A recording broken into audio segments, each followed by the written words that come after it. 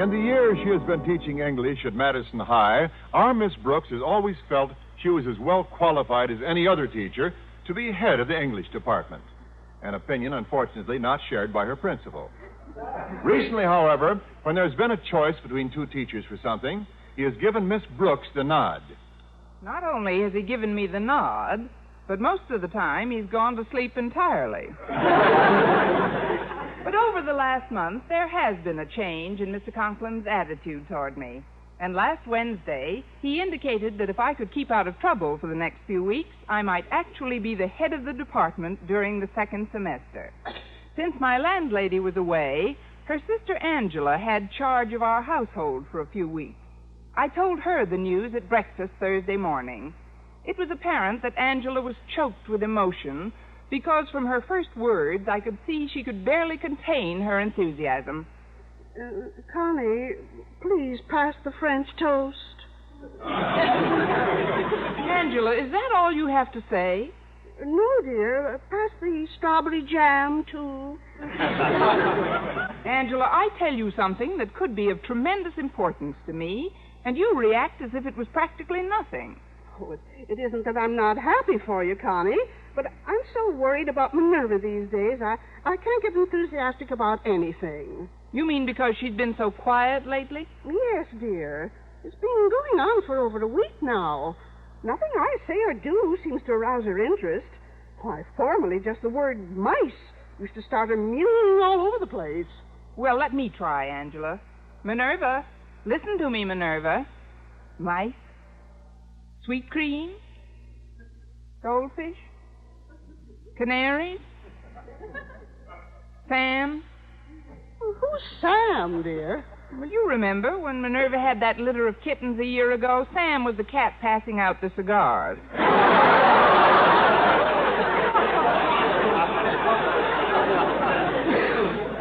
Oh, but you're right, Angela. She isn't responding to anything. Oh, it's got me beside myself. I was supposed to attend an emergency meeting of Margaret's Ladies' Aid group tonight, but I simply can't leave Minerva alone in the state she's in. Would you mind sitting at home with Minerva tonight? Well, I'd like to help you out, Angela, but tonight Mr. Boynton and I were planning to see Sadie Thompson with Rita Hayworth. Well, couldn't the three of you sit home with Minerva instead? Counting Sadie, there'll be four of us. I suppose I could persuade him to stay here this evening. Oh, thank you, dear. You don't know how much I appreciate this. I'll give you Minerva's feeding instructions at dinner tonight. I'll get it. Hello? Hello, Miss Brooks. This is Mr. Boynton. Why, Mr. Boynton, I'm glad you called. We were just speaking about you. Speaking about me? Yes, about how I was going to get Rita Hayworth off your lap tonight and me on. That is, I'm afraid we'll have to sit home tonight. Mrs. Davis's cat hasn't been well lately, and Angela asked me if I'd sit home with Minerva while she went out. Would you mind terribly? Not at all, Miss Brooks. Matter of fact, sitting home fits right in with my own plans. It does? Well, shall I go down to the cellar and blow out the light fuse, or will you? And what are your plans, Mr. Well, when I called just now, I thought I'd have to sit home with my frog McDougal tonight, as he has a cold. But since you're going to be home with Minerva anyway, maybe you could look after them both. You want me to look after them? Yes, while I attend a lecture at my biology club. I've been dying to hear Dr. Williams' speech for months. I'd consider it one of the greatest favors you've ever done for me. Well, all right, Mr. Boynton. Oh, thanks, Miss Brooks. I'll give you Mac's feeding instructions and the eyedropper I feed him with at noon today. And say, since you've been so nice to me, why not let me treat you for lunch? Good idea. That way you can demonstrate how the eyedropper works on me. I'll see you later, then. All right, Miss Brooks. Bye. What did Mr. Boynton want you to do, dear? Look after his frog McDougal while I'm sitting with Minerva tonight. Oh, isn't that nice? Oh, I'm sure that McDougal and Minerva will get along just splendidly together. Well, even if they do, I doubt if anything will ever come of it. Of course not, dear. Minerva's much too tall for him. Oh, that's probably Walter Denton to pick me up. Come on in, Walter. The door's open. Well, I'm all out of eggs, so if he wants anything, Walter will have to take whatever is in here. That's an idea. Maybe it'll finally arouse Minerva when Walter battles her for her saucer of milk. Good morning, Walter. Greetings to two of my favorite females. And how is the fairest flower of our fair school this morning? Just fair. Just fair? When you're on the threshold of achieving one of your life's greatest ambitions? Just fair when you're practically our English department's future head? It's my current head that's aching. We're having a good deal of trouble with Minerva these days, Walter. Yes, I'm terribly worried about her. She's been so depressed lately. I haven't heard her meow in a week. Oh, I know what it is. It's because I haven't brought my dog around lately. Yeah, they used to play together all the time. Minerva just misses him, that's all. Oh, that's silly, Walter. Who ever heard of a cat missing a dog? Anyway, I'm sure that Minerva's forgotten all about Prince. Meow. Oh, Connie, maybe that's it. Well, the moment you said Prince... Sure, that's it. And my dog will bring her out of her depression in a minute. It's the only name that's aroused her in a week, Connie. Well, come to think of it, before our neighbor moved away, Minerva was also friendly with her dog, Fido. Meow. And that dog down the block, too. What was his name? Oh, yes, Rover. This cat is dog happy. I think she'd even respond to a dog she'd never heard of before, like Bowser. Oh, Connie, this is wonderful. Now all Walter has to do is to bring his dog over tonight, and Minerva will be cheerful all evening. Will you do that, Walter? Oh, I'll be glad to, Angela. Now, wait a minute. You mean you want me to look after Walter's dog, too? Well, since you're sitting with Minerva and McDougal anyway, one more won't be much trouble, will it? Well, I'll do it on one condition, that you don't breathe this to a soul. Oh, I won't, dear. But why not? If any circus ever gets wind of this, I'm liable to be sued for unfair competition.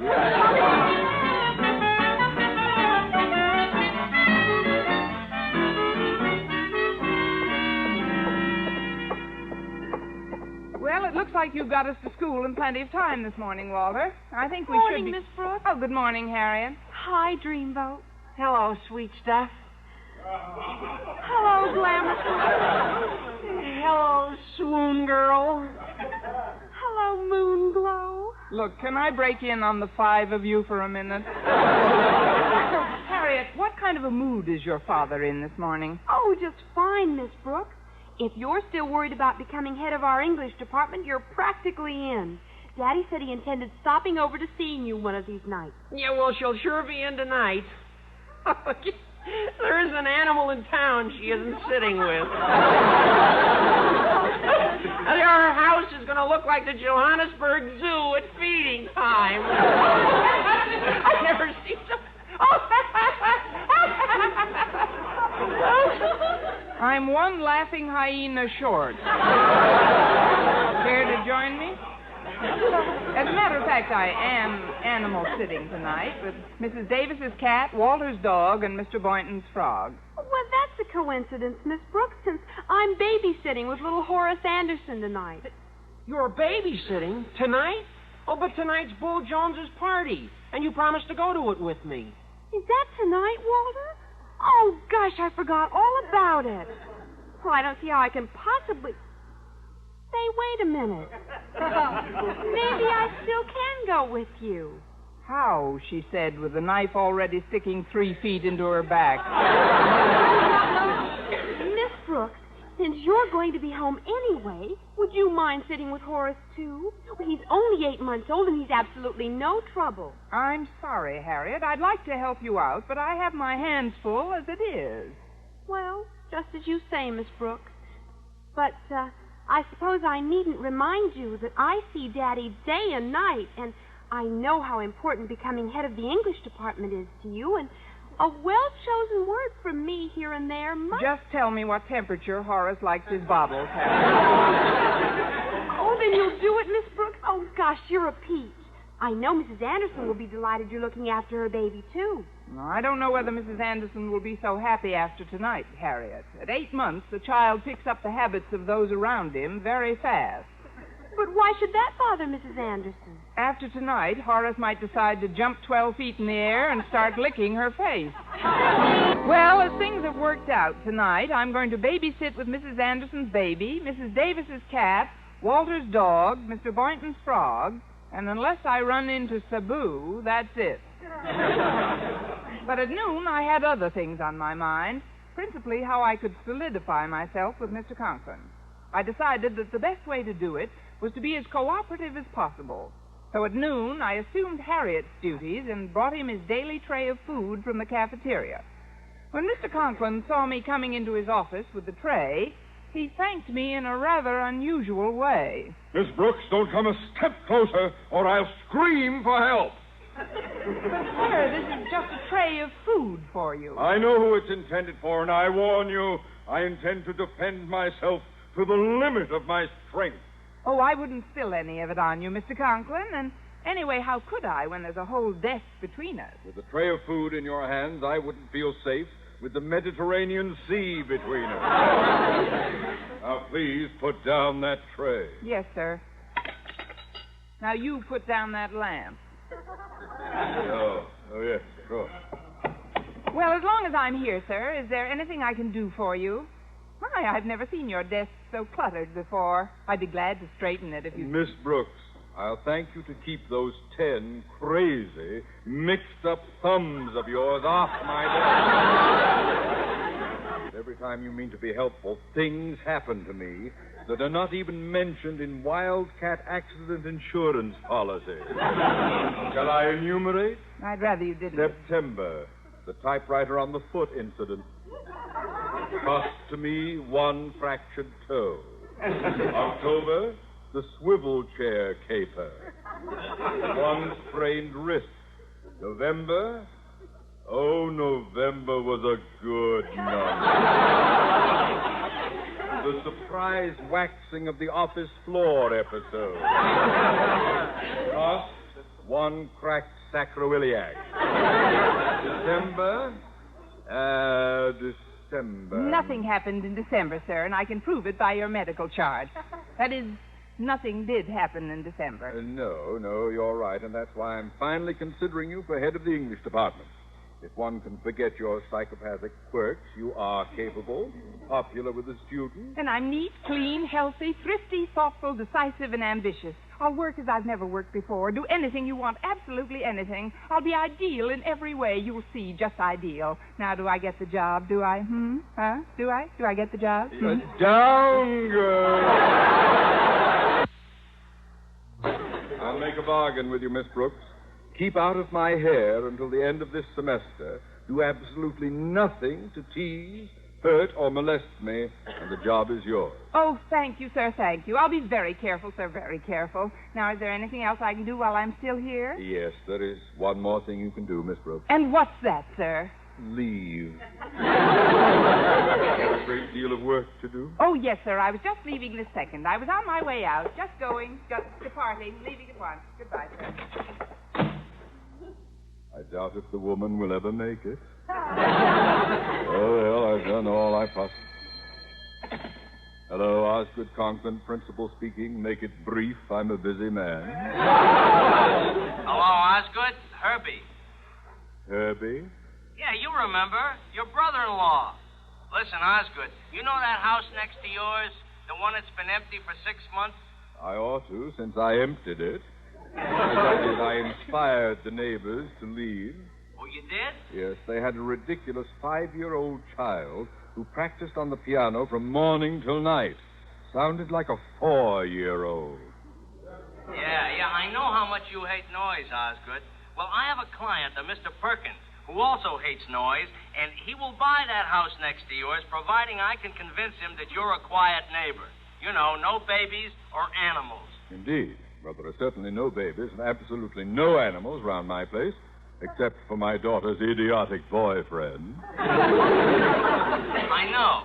Look, he wants to meet you and see your place tonight around 9. Tonight? Well, I was supposed to go to a lodge meeting tonight, but with 200 iron men, dollars at stake, I'll be available. Fine. Now, Perkins doesn't have a car, so I'll let you know where to pick him up. Then you take him to your house. But, Osgood, please make sure everything is especially quiet tonight, huh? The house will be like a tomb. I shall send Mrs. Conklin to the movies and Harriet's going out to a party. Yeah, how about the radio and television set? There's nothing I can do about them. They're staying home. Bye, Herbert.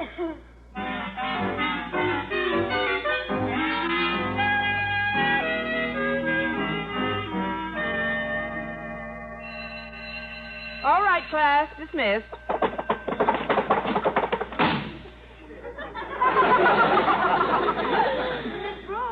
Oh, Miss Brooks. Yes, Harriet? You can come out from under your desk now. They've gone. Thanks, Harriet. Whew. I don't see how John Wayne does it in picture after picture. What did you want to see me about, Harriet? Well, it's about tonight. Mrs. Anderson was delighted with the idea of having you sit with Horace, but she doesn't want him in a strange house. She says he cries there. Well, then I guess that lets me out. So I came up with a solution for her. I'm back in. What is it, Harriet? Well, you see, Horace has been over to my house any number of times, and he's perfectly familiar with it. So Mrs. Anderson agreed to let you sit with Horace at my house, if that's all right with you. Oh, I'm afraid not, Harriet. I'd have to bring along the cat, the dog, and the frog, and your father isn't very fond of animals. Come to think of it, he isn't very fond of humans either. Oh, that's okay, Miss Brooks. Daddy has his lodge meeting tonight, and he won't be home until midnight. Will you do it, please? All right, Harriet. You bring the baby to your house, and I'll bring the menagerie, and let's hope the neighbors don't bring the police.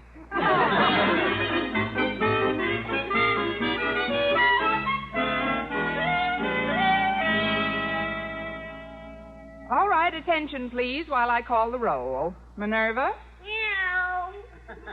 McDougal? Prince? Meow. Minerva, we know how you feel about dogs, but control yourself. Prince? Horace, wait your turn. Prince, stop licking Horace. You're frightening him. Now, Horace, stop licking Prince. You're frightening him. McDougal, get off Minerva's back at once. Prince, you drop McDougal this instant. But not on Horace. Not on the doorbell either. Oh, that's someone outside. Goodness, who could that be? Hello, Connie. Why, Angela. Welcome aboard Noah's Ark. They're all in the living room. I was worried about Minerva, Connie. So I thought I'd drop in and say hello to her before I went to my meeting. Minerva, honey. Goodness, Connie. She's broken out in a green rash. That's McDougal on her back. Minerva looks wonderful, Connie. So relaxed. Thanks to you, Prince. Yes, and you, McDougal. Connie, who's this foreigner? Angela, meet Horace, the baby. Have you fed him yet, Connie? I was about to feed them all, but the list of feeding schedules you wrote out for me seems a bit confusing. But you gave me the data for each one except Minerva. I know, but something must have happened along the way. Listen to this. Feeding for Horace, 9:30 p.m. Pour 3 ounces of warm milk into a half cup of dog food. Oh, don't worry, Horace. We wouldn't feed you the dog food. Not with all the pablum we have around here. Oh, you don't like pablum either, hmm? How do you feel about raw liver? Flies? Oh, I can see McDougal's been speaking to you. Connie, I think I have an idea that will simplify things for us. Why don't I just fix up a quart of warm milk for all of them? A good idea. The drinks are on the house, boys. Meow.